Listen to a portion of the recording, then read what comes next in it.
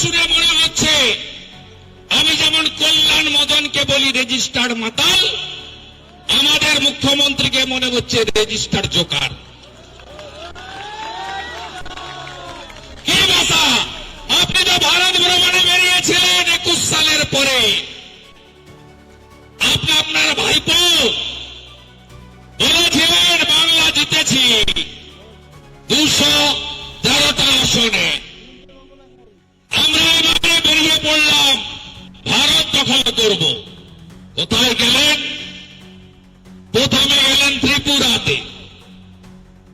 ত্রিপুরায় ভোট হল, আপনার আইপ্যাক প্যাকপ্যাককে পাঠালেন। ত্রিপুরায় ভোটের ফল বেরোল, নোটার নিচে তৃণমূল, নোটা তার উপরে। তারপরে গেলেন গোয়াতে, গোয়াতে দল ভাঙলেন কংগ্রেসকে। গোয়ার প্রাক্তন মুখ্যমন্ত্রীকে বাংলা থেকে রাজ্যসভায় পাঠালেন। পাঠানোর পরে গোয়াতে কি হলো? ওখানে গিয়ে বললেন 5,000 টাকা করে দেব লক্ষ্মীর ভান্ডার।